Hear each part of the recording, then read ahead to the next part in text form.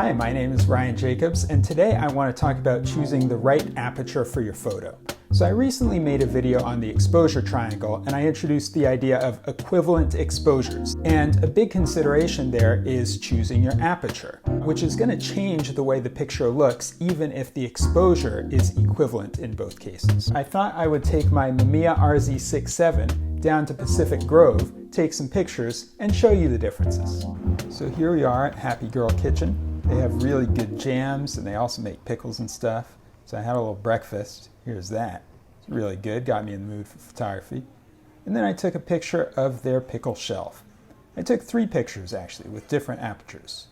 So this first one was the one I liked the best. And the focus is on this jar in all 3 pictures. But keep your eye on this background because that brick goes slowly out of focus as we go to shallower and shallower depths of field with wider and wider apertures. And I don't really like that. I liked seeing the brick, so I thought the first picture was the best. I couldn't leave without taking a picture of their jam display. And I took this photo at a really small aperture with the focus on this jam jar. And keep your eye on these t-shirts, which I think are 2 in focus here. I actually like this second picture a little better, with a more middle-of-the-road aperture, because it brings your focus to the jam.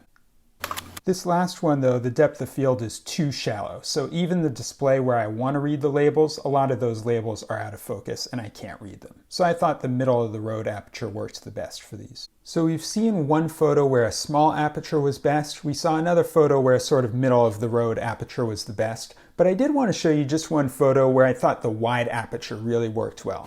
In this photo, you can see the background is super blurry, super out of focus. And if it were in focus, it would be really distracting because we don't want to see all those trees and bushes. That's not really important to the picture. And even her face in this picture is a little soft focused. That's good because I want all the focus to be on that pot that she's created. That's sort of the point of this particular picture.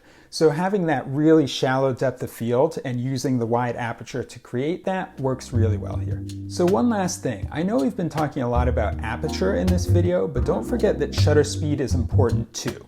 In all of the photos that you've seen in this video, I had my camera stabilized either on a table or on a tripod, which means I wasn't worried about the camera shaking around while I was taking a photo, which means I could use any shutter speed that I wanted. But if you don't have a tripod or another way to stabilize your camera, you're going to want to keep your shutter speed faster than 1/60th of a second or thereabouts. And so you might be limited in the aperture that you can choose.